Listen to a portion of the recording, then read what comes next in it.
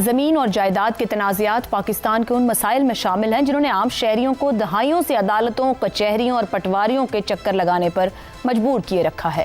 ایک ایک مقدمہ کئی نسلوں تک چلتا ہے اور طاقتور لینڈ مافیا قانونی خلا سے فائدہ اٹھا کر کمزور فریق کو رون دیتی ہے۔ ایسے پس منظر میں اگر کوئی حکومت اس نظام کو تیز، مؤثر اور عوام دوست بنانے کی کوشش کرے تو بظاہر یہ نیت قابل تحسین دکھائی دیتی ہے۔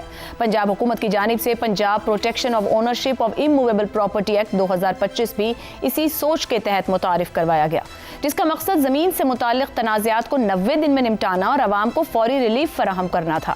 تاہم لاہور ہائی کورٹ نے آرڈیننس میں قانونی تقاضے پورے نہ ہونے کی بنا پر عمل درآمد روکنے اور لارجر بینچ تشکیل دینے کا حکم دیا۔ چیف جسٹس عالیہ نیلم نے اس قانون کو سول نظام، شہری حقوق اور عدالتی بالادستی کے خلاف قرار دیتے ہوئے 10 اضلاع میں ڈپٹی کمشنرز کی سربراہی میں جائیدادوں کے قبضے دینے کے فیصلے قلعدم قرار دے دیے۔ وزیر اعلیٰ پنجاب مریم نواز نے سخت رد عمل دیتے ہوئے کہا کہ یہ قانون غریبوں، بیواؤں اور مظلوم طبقات کو باثر لینڈ گریبرز سے بچانے کے لیے بنایا گیا تھا۔ اس کی معطلی سے قبضہ مافیا کو فائدہ پہنچے گا۔ یہاں سوال نیت کا نہیں بلکہ طریقہ کار کا ہے۔ عدالت کے مطابق قانون میں ایسی بنیادی خامیاں موجود تھیں جن میں اپیل کے مؤثر حق کی عدم موجودگی، ریونیو افسران کو متوازی عدالتی اختیارات دینا اور ٹریبیونلز کا فعال نہ ہونا شامل ہیں۔ بعض مقامات پر اس قانون کے تحت طاقت کا بیجا استعمال ہوا اور قانونی عمل پورا کیے بغیر فوری قبضے دلوانے کے واقعات بھی رپورٹ ہوئے۔ یوں ایک ایسا قانون جو عوام کو ریلیف دینے کے لیے لایا گیا، جلد ہی حکومت اور عدلیہ کے درمیان تناؤ کا باعث بن کر معطل ہو گیا۔ اصل چیلنج اب یہ نہیں کہ زمین کے مسائل حل ہو پائیں گے یا نہیں، بلکہ یہ ہے کہ کیا انصاف کی رفتار بڑھانے کے نام پر آئینی توازن، شہری حقوق اور عدالتی اختیار کو نظر انداز کیا جا سکتا ہے؟ کیا پنجاب حکومت نے اس قانون پر نیک نیتی کے باوجود مکمل ہوم ورک نہیں کیا، جس کی وجہ سے اپیل کے محدود حقوق، ڈپٹی کمشنر میں مکمل اختیار اور ان کی کمیٹیوں کی ناکافی نگرانی جیسی بنیادی خامیاں سامنے آئیں؟ اسی پر گفتگو رکھیں گے اس سوال میں۔ پنجاب پراپرٹی اونرشپ آرڈیننس 2025 نئے قانون نے سول نظام، شہری حقوق اور عدالتی بالادستی کو ختم کر دیا۔ چیف جسٹس معطلی سے قبضہ مافیا کو فائدہ پہنچے گا، مریم نواز۔ نیک نیتی سے بنایا گیا قانون متنازع کیوں بن گیا، زیغم صاحب؟ اگر یہ قانون بنتا ہے اور اس کی ٹیکنیکل ہم بعد میں بات کر لیتے ہیں تو اس کے ونرز کون ہوں گے؟ اس کے ونرز پاکستان کے عوام ہوں گے، تمام کاروباری لوگ ہوں گے، اور اس کے لوزرز کون ہوں گے؟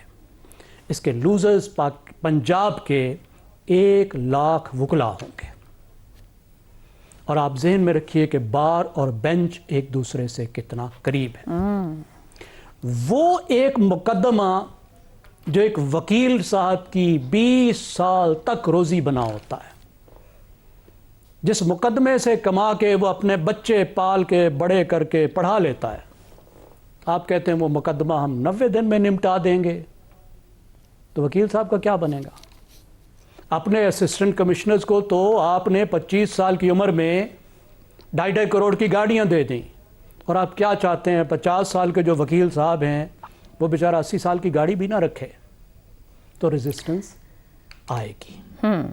اور پہلے بھی ہمارے پاس کیسز ہیں، ایک جج صاحب تھے، بڑے مشہور ڈسٹرکٹ جج تھے، انہوں نے اپنے ڈسٹرکٹ کے سارے کیس نمٹا دیے، جو پیشیوں پر پیشیاں وہ دیتے نہیں تھے، انہوں نے سسٹم بنایا اور وکیلوں نے اس ضلع کے ہڑتال کھڑکا دی اور اس کا تبادلہ کروا دیا کہ تم ہماری روزی کے پیچھے پڑے ہو۔ تو یہ سب سے بنیادی مسئلہ ہے۔ اب اگلی بات، ٹیکنیکلی اس کو انالائز کرنے کی ضرورت ہے۔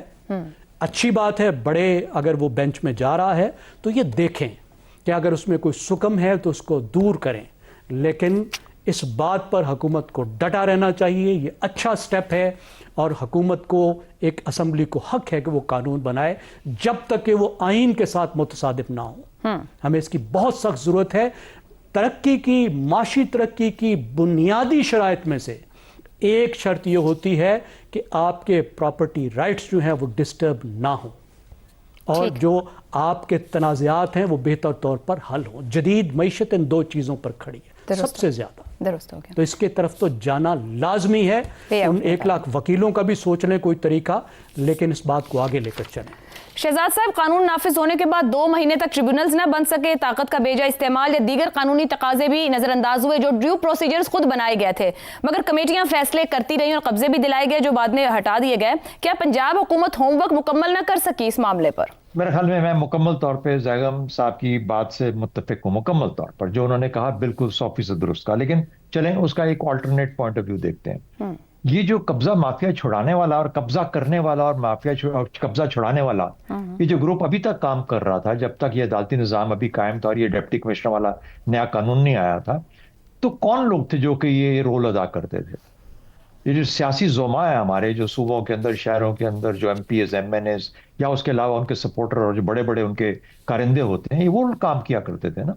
जी, मैं नाम नहीं लूंगा, लेकिन बड़ी बड़ी फैमिलीज हैं जिनके बड़े बड़े महल हैं बड़े शहरों के अंदर, वो लोग ये काम करते थे और आपके कब्जे छुड़वा दिया करते थे कीमत के ऊपर। तो उनका भी कुछ ना कुछ तो नुकसान होता है ना, जब आप ये काम डिप्टी कमिश्नर से करवाएंगे और आसानी से काम हो जाएगा, तो ना सिर्फ वकला और बेंच का नुकसान होगा बल्कि बार का, बल्कि इन लोगों का भी नुकसान होगा। तो क्या ये मुमकिन है कि इन्होंने भी किसी को कहा हो कि यार जाके करो, ताकि हमारा तो कारोबार मुकम्मल तौर पे बैठ जाएगा? लेकिन दूसरी बात मुझे एक हैरानगी इस चीज पे होती है, जब हम तरमीमें पास करते हैं, चाहे वो 26वीं है, 27वीं है, 29वीं है, या जो भी आएगी आने वाली, ये जो तरमीमें जब होती हैं तो हमें बताया जाता है कि सियासी इख्तियार के आगे कोई इस मुमलिकत की ताकत खड़ी नहीं हो सकती, अदालती इख्तियार बेबस हो जाता। कहा गया इसलिए कोई चैलेंज नहीं कर सकते 26वीं 27वीं तरमीम को अदालतों के अंदर। उधर अदालत बिल्कुल खलास नजर आती है, खत्म, जीरो, काम ही नहीं है। हमें बता दिया ताकत है, उसकी ताकत है। यहां पे इस सियासी इख्तियार का रोल क्यों खत्म हो गया?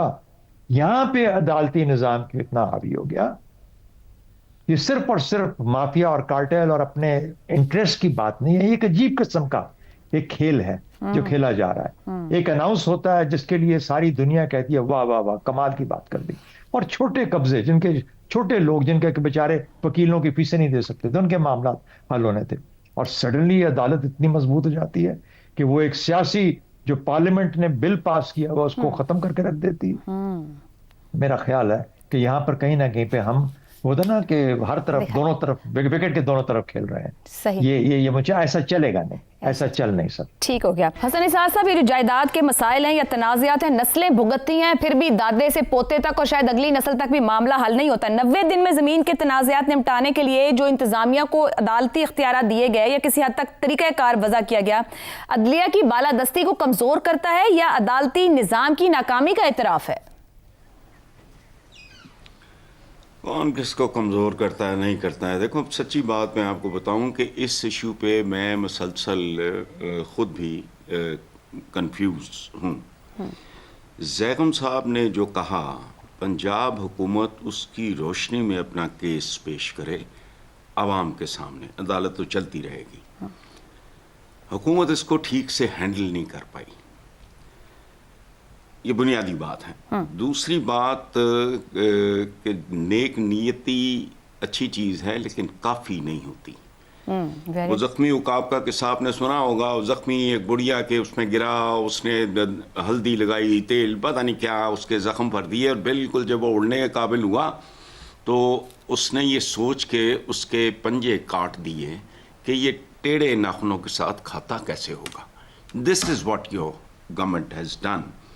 काम उनका ठीक था लेकिन आखिर में उन्होंने पंजे काट दिए, वो अपना केस नहीं। देखो बात सुनो, गवर्नेंस दुनिया का सबसे बड़ा आर्ट है और सबसे बड़ी साइंस है। ये फॉर्च्यून हंटर्स का काम नहीं है। केस अगर इन्होंने लड़ना है, ये अवाम के लिए है। जो कुछ किया है पंजाब गवर्नमेंट ने, अवाम के साथ कम्युनिकेट करें in the light of what Zaigham साहब हैज सेड।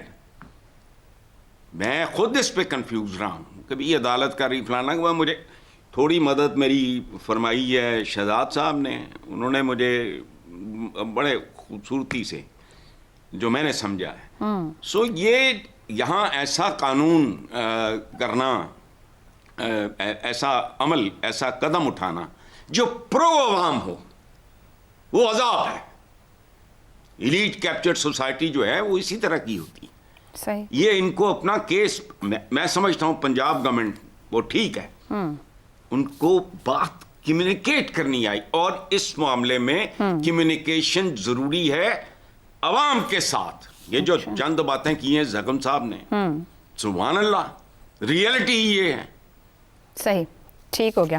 عامر احمد خان صاحب, پنجاب کی پہلی خاتون وزیر اعلیٰ اپنے موقف کے ساتھ کھڑی ہیں. لاہور ہائی کورٹ کی پہلی خاتون چیف جسٹس عالیہ نیلم اپنا موقف سامنے رکھ رہی ہیں. طویل المدت جائیداد کے مقدمات اور انصاف نہ ملنا, اور اوپر بہت سے فیکٹرز کی بات ہو گئی ہے, بار, بینچ, وکلا, مافیاز, کارٹلز, کس کی کتنی پہنچ ہے. کیا آپ کے خیال میں شہری حقوق کے تحفظ اور انصاف کی رفتار بڑھانے, ان دونوں معاملات کے بیچ کوئی توازن قائم ہو پائے گا اس معاملے میں؟ اچھا, ایک میری سوال کا جواب دیں کہ اگر ایک جگ کے اندر دودھ خراب ہو گیا ہے اور آپ اسی خراب دودھ کے اندر تازہ دودھ شامل کریں تو اس کا نتیجہ کیا نکلے گا؟ کیا وہ خراب دودھ ٹھیک ہو جائے گا, خرابی نکلے گا, یا پھر وہ تازہ دودھ جو آپ اس جگ میں ڈال رہی ہیں وہ بھی خراب ہو جائے گا؟ یقیناً یہ دوسری صورت ہی ہوگی نا. جی بالکل. مسئلہ یہ ہے کہ یہ 100% میں اس طرح کے قانون کے حق میں ہوں, کیونکہ میں نے خود دیکھا ہوا ہے. میرے والدین کے انتقال کے بعد جب میری تھوڑی بہت جو ہماری آبائی زمین تھی, ایگریکلچرل لینڈ تھی, اس کے انتقال کے لیے جب میں جب گیا تھا تو وہیں ایک کمرے میں بیٹھے نائب تحصیلدار بھی تھا اور ایک چودھری صاحب بھی تھا, اور میرے سامنے نائب تحصیلدار اس کو کہہ رہا تھا کہ چودھری صاحب کرتے تسی ظلم ہی رہے ہو, پر اسی کی کر سکنے ہیں تواڈے سامنے. تو یہ بہت بڑے پیمانے کے اوپر یہ لوگوں کا ایک مسئلہ ہے, اور اس کا جو حل نکالنے کی نیت ہے اس میں ان کو پنجاب کی سی ایم کو 10 میں سے 10 نمبر دیتا ہوں. لیکن آپ مجھے یہ بتائیں کہ یہ اس سوچ سے کیسے مختلف ہے جو نیب کے کریشن کے پیچھے جو سوچ تھی, کہ آپ جو موجودہ نظام ہے اس میں تو کوئی بہتری نہیں لا سکتے, آپ اس کے سر کے اوپر ایک پیرلل نظام کھڑا کر کے اس کے ذریعے بہتری لانے کی کوشش کریں گے تو یقیناً آپ کو پش بیک ملے گا. جنرل مشرف کے بارے میں تو آپ کچھ نہیں کر سکے, کیونکہ وہ تو عدالتوں کو بھی سائڈ پہ کر دیتے تھے, وہ تو ایک فوجی آمر تھے, وہ تو جو چاہے وہ کر سکتے تھے. لیکن یہاں ایک الیکٹڈ چیف منسٹر جو ہیں ان کے اوپر تو عدالتیں حاوی ہو سکتی ہیں, اور اگر اس کے آس پاس آپ نے اتنی بڑی اکانومی کریٹ کر دی ہے اس رانگ ڈوئنگ کے آس پاس, جس کا ذکر میرے سارے پینلسٹ نے باری باری کیا اور 100% صحیح باتیں انہوں نے کی ہیں, تو پھر کیا واقعی اس کا حل یہ ہے کہ اس نظام کا مقابلہ ایک متوازی نظام کے ذریعے کیا جائے, یا پھر ایک پولیٹیکل لیڈر سے ہمیں یہ توقع رکھنی چاہیے کہ بھئی جو خرابی ہے آپ اس کو ٹھیک کرو نا, اس خرابی کے اندر آپ جتنا نیا نظام بناؤ گے, جتنی نئی چیزیں لائیں گی, وہ بھی اس کے ساتھ مل کے خراب ہو جائیں گی.